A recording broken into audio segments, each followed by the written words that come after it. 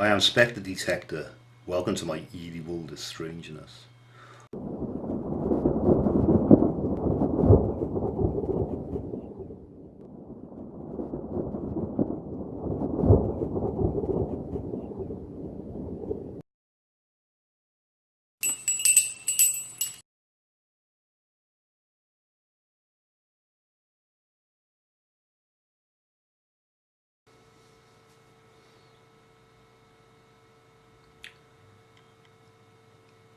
Many years ago, I spent nights with a beautiful lady at her house near the woodlands west of Cardiff, South Wales, in a quaint daffodil-splashed village down by the Sneaking River. Even to this very day, the area beholds a plethora of paranormal mysteries from eras past, and I have experienced ghostly encounters that would certainly freak even the most skeptical soul out, and maybe even you when you hear my story. So tonight, turn down the lights, make yourself comfortable, and listen with an open imagination, if you will. The surrounding land once occupied a busy hospital, dating back before the idea of penicillin was even thought of, and just a terrible inkling alone of the mildest of diseases would kill any unfortunate patient residing there. Around 40 years ago, the hectic hospital was demolished and housing development flourished.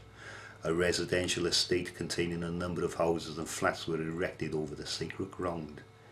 But despite the horror stories my lady shared of her scary experiences whilst living near the Sneaking River on the site of the old hospital, she even showed me a collection of bizarre photographs of freaky streaks of coloured lights, strange wayward orbs, and mysterious faces and apparitions.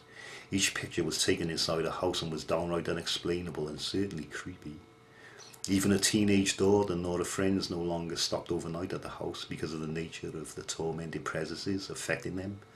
On occasions, her cat would just stare at an area of the wall or ceiling and generally freak out for no apparent reason, although now we know why. It was a stormy September night. Me and my lady sat snuggled as lovers do. We were up on a bed. The only light was meagre and glowed dim from a laptop placed near our feet. The time was way past 12 a.m. Outside, gusting winds caused torrential rain to clatter holy hell on the bedroom window. Cold breezes kept through minute cracks in the decrepit wooden frames and played havoc with the flimsy curtains hanging there.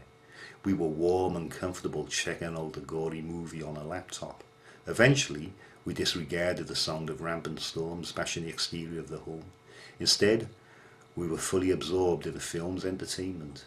Then, all of a sudden, and to my utter shock, a horrendous odour permeated somewhere around the cold dark bedroom, which automatically flared my nostrils. The animalistic stench of something damned and disgusting made me heave for a moment. Instantly, a stark shadow as black as midnight brushed right alongside my foot. The creature dashed past me at breakneck speed and my bewildered eyes locked onto the flighty spectre. Therein I witnessed the unwelcomed apparition heading straight for the wall. To my alarm, my lady nudged my arm and leaned close to me. "So, did you see that, darling?" she whispered ever so sweetly into my ear. I couldn't believe it. "Wow," I responded. "What was it?" Of course I was amazed. "Like I said," she continued, "this estate has always been active paranormally, which may have something to do with the old hospital. Sad, unfortunate deaths occurred there. Untouchable diseased bodies were stacked in their droves and burned to ashes whilst loved ones and frantic staff wept uncontrollably. This quaint little village down by the Sneaking River is a reminiscence of settlers and rulers and bloody wars from eons past. Ancestors were slaughtered fighting bloodthirsty soldiers in Cromwell's battles, bringing forth horrid torture and unforgiving murder to unsuspecting folk living local. You know," she said, "many of my neighbours not only see freaky shadow people like you have witnessed tonight, they also experience monstrous paranormal incidents I could not even begin to explain. This happens often. For instance, when I sleep on my own, I wake up at awful hours. I lay in bed, warm, comfortable, sinking deeper and deeper. Then I'm gone. Filled with a gut-wrenching terror, suddenly I open my eyes, for there is a non-human face, features ugly. It's standing by my bed, just staring with deathly black eyes, wearing a hooded robe, just like a monk would. The thing stands around 2 foot tall and I can feel its deathly breath on my face.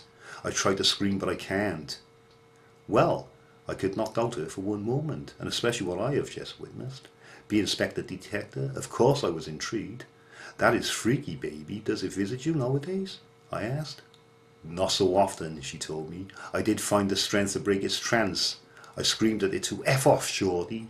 To my amazement, it worked a treat. The spook vanished, until the next time, I suppose. Now I hardly see it anymore.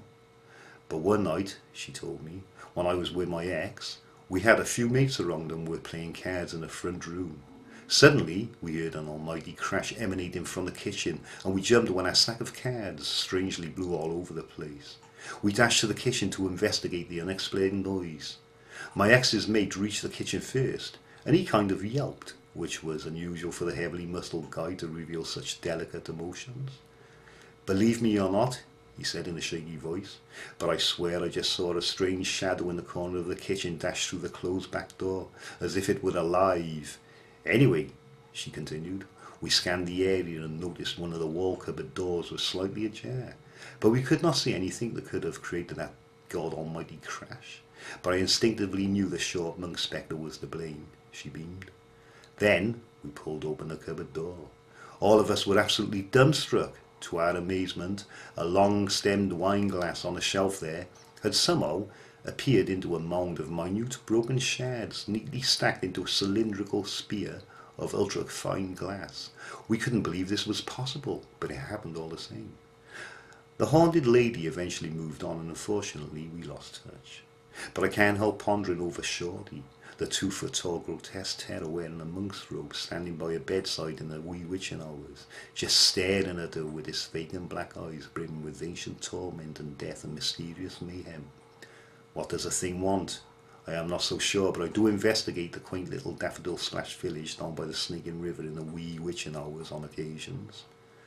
Now I ask you, will the same spook visit you, even if you haven't already been startled from sleep with that dreadful something is present with me feeling? Just make sure you set your alarm clock for the wee witching hours.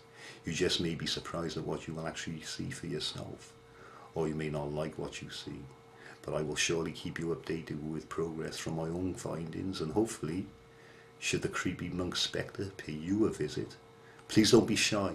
Do kindly leave a comment and let me know. Will you?